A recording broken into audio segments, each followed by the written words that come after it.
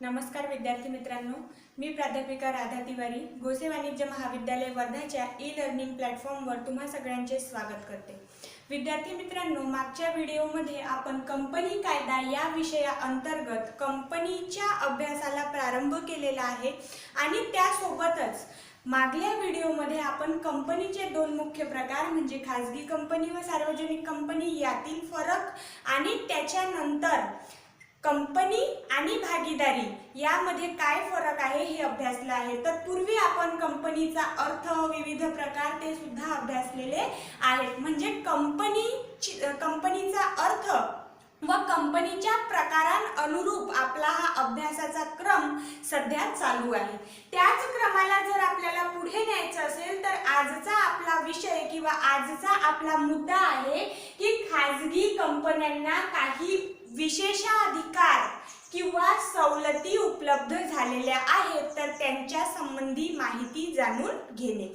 तर जागतिकीकरणाच्या व खाजगीकरणाच्या युगामध्ये या आधुनिक युगात ज्याला आपण म्हणू खाजगी कंपनीची स्थापना सुलभ व्हावी आणि गतिशीलता किंवा त्या कार्याला अगदी सुलभ असं रूप देण्यात यावं याकरिता कंपनी कायद्या अंतर्गत काही विशेषाधिकार म्हटले जाईल किंवा काही सवलती खाजगी कंपन्यांना प्रदान करण्यात आलेल्या आहेत। मग ते विशेषाधिकार म्हणजे ज्याला आपण विशेष अधिकार कंपन्यांना साधारणतः कायद्याअंतर्गत जे अधिकार देण्यात आलेले आहेत त्या अधिकारांच्या पलीकडे जाऊन काहीतरी विशेष खाजगी कंपन्यांना प्रदान करण्यात आलेला आहे किंवा काही ठिकाणी गव्हर्नमेंटच्या म्हणजेच सरकारच्या हस्तक्षेपासंबंधी असोत किंवा वेगवेगळ्या भूमिका बजावण्याच्या संबंधी म्हणजे संचालकांच्या नियुक्ती संबंधी अंशपत्र धारणाच्या वेगवेगळ्या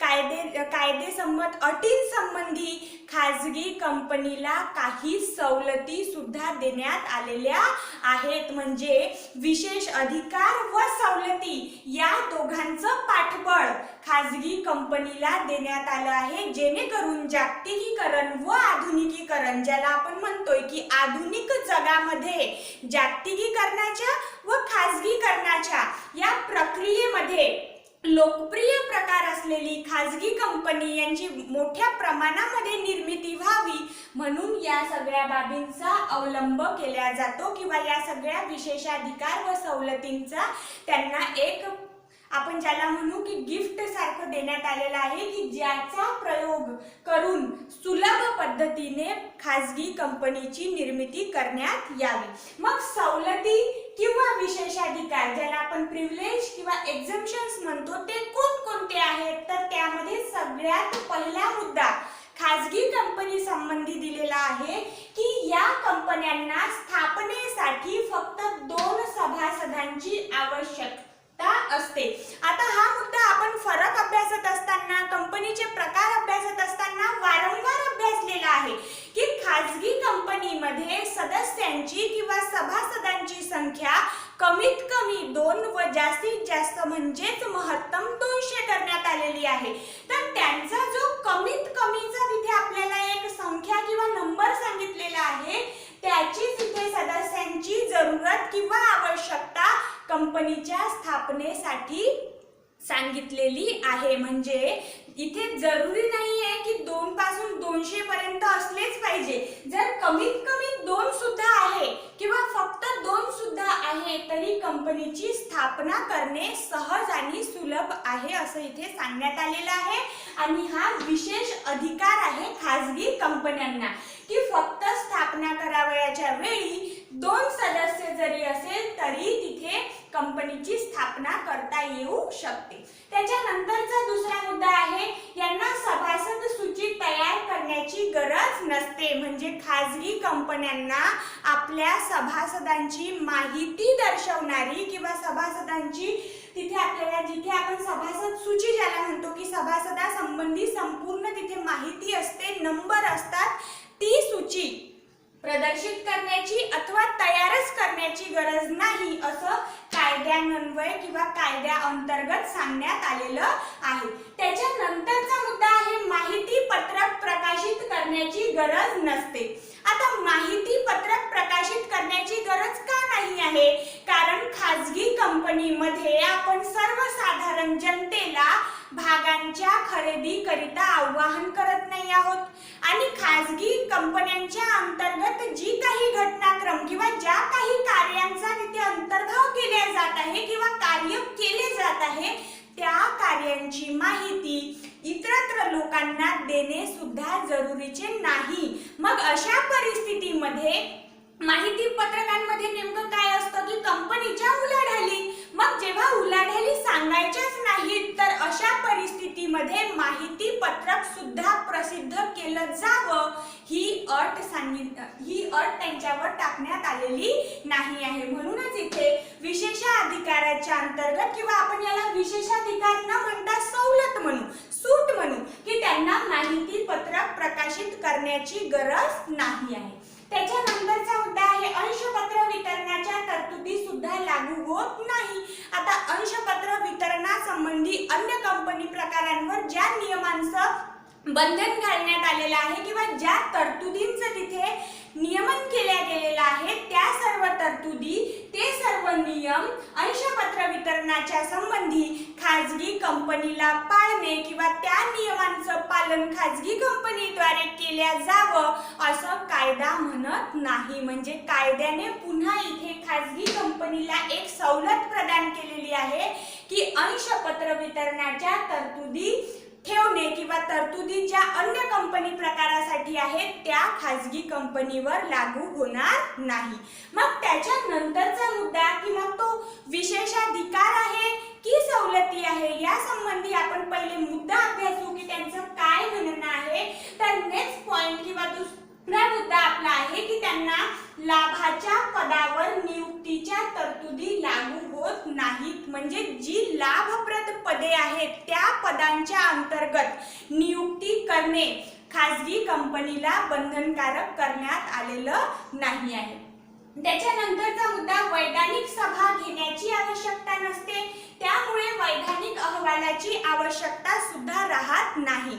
आता जिथे सभा घेण्यावर म्हणजे आता सभा पण सर्वसाधारण नाही, वैधानिक सभा, कायदेसम्मत सभा, तर जर वैधानिक सभा घेण्याचीच त्यांना अट घालण्यात आलेली नाही आहे किंवा त्यांना बंधन घालण्यात आलेलं नाही आहे की वैधानिक सभेचं आयोजन केलंच पाहिजे अशी अटच तिथे नाही, तर मग जर सभाच घेणे बंधनकारक नाही किंवा घेण्याची आवश्यकता नाही तर त्या परिस्थितीमध्ये वैधानिक सभेचा अहवाल सुद्धा लिहिणे किंवा अहवालाची तिथे निर्मिती करणे त्यांच्याकरिता आवश्यक राहणार नाही किंवा बंधनकारक राहणार नाही। कारण अहवाल केव्हा येईल, अहवाल म्हणजे काय की एखाद्या सभेमध्ये किंवा मीटिंग मध्ये ज्या मुद्द्यावर चर्चा करण्यात आली त्या सभेमध्ये उपस्थित किती लोक होते, सभासद होते, मग त्यांनी त्या उपस्थितांपैकी मुद्द्याला अनुसरून किती लोकांचं मत होतं किंवा तो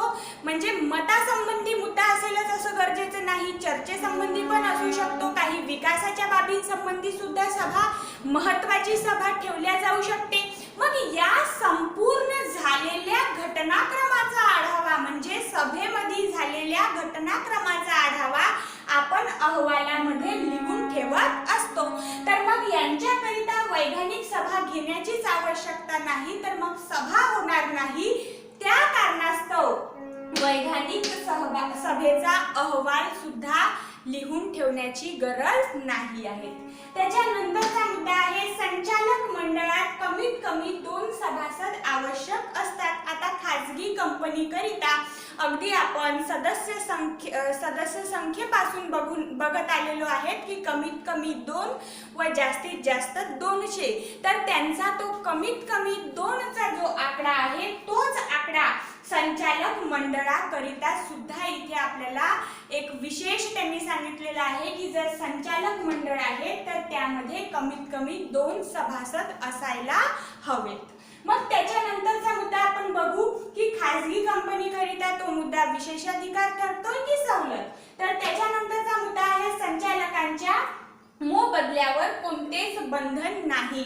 विशिष्ट प्रमाणामध्ये किंवा विशिष्ट रकमेमध्येच संचालकांना मोबदला देण्यात यावा अशी कोणतीही अट इथे घालण्यात आलेली नाही आहे. म्हणजे खाजगी कंपनीला इथे सुद्धा कायद्याने सूट दिलेली आहे की हवे त्या प्रमाणामध्ये संचालकांचा मोबदला ठरविला जाऊ शकतो आणि तो प्रदान केला जाऊ शकतो. म्हणजे विशेष कोणतीच अट तिथे किंवा कायदा म्हणतो म्हणून इतकाच मोबदला द्यावा लागेल अशी कोणतीही अट घालण्यात आलेली नाही आहे. तर ही आपण सवलत म्हणू की संचालकांच्या मोबदल्यासंबंधी कोणतीही विशेष अट न घालता मुभा देणे की कंपनीच्या स्थितीनुसार, कंपनीच्या प्रकारानुसार, प्रकार म्हणजे ती छोटी आहे, मध्यम स्तरावर कार्य करणारी आहे, या त्यांच्या आर्थिक परिस्थितीचा विचार करून सुद्धा मोबदल्याची रचना तिथे केल्या जाऊ शकते. म्हणजे विशेष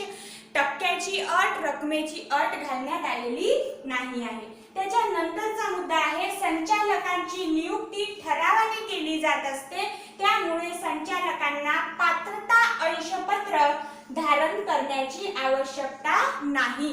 म्हणजे संचालकांची नियुक्ती करण्यासंबंधी जसं आता आपण मोबदल्यासंबंधी बघितलं, त्याच्या पूर्वीच्या मुद्द्यामध्ये किती संख्या असावी याचा तिथे अभ्यास केला.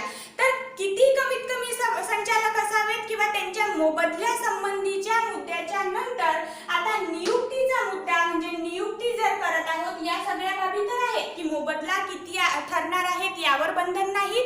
कमीत कमी 2 संचालक मंडळामध्ये सदस्य हवेत इतकी अट झाल्याच्या नंतर आता नियुक्तीच्या संबंधी सांगताना कंपनी कायद्याने खाजगी कंपनीला एक विशेषाधिकार दिलेला आहे की संचालकाची नियुक्ती हा एक ठराव पास करून किंवा ठराव घेऊन सुद्धा करता येऊ शकते. म्हणजे इथे कोणत्याही, आता इथे झालेल्या आपल्या 9 मुद्द्यांपैकी तुम्ही जर बघत असाल तर एकाही मुद्द्यामध्ये कायद्याची जटिलता, म्हणजे ज्याला आपण कायद्याचा पेच म्हणू की कायदा म्हणतोय म्हणून हे असं करणं गरजेचं आहे, तसा पेच कुठेही कंपनी कायदा खाजगी कंपन्यांसाठी ठेवताना किंवा घालताना आपल्याला दिसत नाही. मग तसंच इथे 9व्या मुद्द्यामध्ये आहे की संचालकाची नियुक्ती ठरावाने केली जाऊ शकते आणि जर ठरावाने नियुक्ती केली जात आहे तर मग त्या कारणास्तव किंवा त्यामुळे संचालकांना पात्रता अंशपत्र धारण करण्याची आवश्यकता नाही.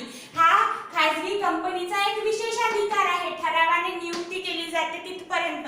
आणि त्याच्यानंतरचा जो जॉईंट मुद्दा आहे की अंशपत्र धारण करण्याची गरज नाही, हा आपण सवलतीमध्ये सुद्धा घेऊ शकतो. म्हणजे एकाच मुद्द्यामध्ये जे 2 बाबी त्यांनी सांगितलेल्या आहेत त्या 2 बाबींपैकी एक बाब कंपनीसाठी म्हणजे खाजगी कंपनी प्रकारासाठी विशेषाधिकार ठरती आहे आणि दुसरी बाब संचालकांकरिता किंवा सभासद जे काही संचालक आहेत त्यांच्याकरिता आपण सवलत आहे असं म्हणू शकतो. त्याच्यानंतरचा मुद्दा आहे संचालकांना क्रमाक्रमाने निवृत्ती घ्यावी लागत नाही. म्हणजे संचालक जर कार्यरत आहे तर त्यांचा कार्यकाळ पूर्ण झाल्यानंतर क्रमाक्रमाने, अगदी हा संचालक निवृत्त झाल्याच्या नंतर दुसऱ्या संचालकाचा कार्यकाळ पूर्ण झाल्यावर क्रमशः निवृत्ती घेण्याचं कोणतंही बंधन खाजगी कंपनीच्या संचालकांवर घालण्यात आलेलं नाही आहे. म्हणूनच इथे एक मुद्दा आहे की संचालकांना क्रमाक्रमाने किंवा क्रमशः निवृत्ती घेणे कायद्यान्वये बंधनकारक नाही किंवा घ्यावीच लागते असं नाही. त्यांच्या नंतरचा मुद्दा आहे केंद्र शासन प्रशासनात हस्तक्षेप करीत नाही. प्रशासन म्हणजेच ऍडमिनिस्ट्रेशन, कंपनीचे जे प्रशासकीय कार्य आहे त्या प्रशासनाच्या कार्यामध्ये किंवा व्यवस्थापनाच्या कार्यामध्ये व्यवस्थापन व प्रशासन या एकाच नाण्याच्या 2 बाजू जर आपण समजून चालतोय तर कंपनीच्या व्यवस्थापन व प्रशासन म्हणजे मॅनेजमेंट व ऍडमिनिस्ट्रेशन या कार्यांमध्ये केंद्र शासनाचं कोणतंही तिथे हस्तक्षेप किंवा ढवळाढवळ राहणार नाही आहे. म्हणजे शासनाकडून सुद्धा कंपनी कायदाच नव्हे तर या कायद्यान्वये शासन सुद्धा या कंपनी प्रकारांना आपल्या सवलती काही प्रमाणामध्ये देतोय किंवा आपलं जे हस्तक्षेप आहे जे त्या कंपनी प्रकारांवर असणार काही प्रमाणामध्ये कायद्याच्या अंतर्गत म्हणा किंवा कायदा न म्हणता आपण असं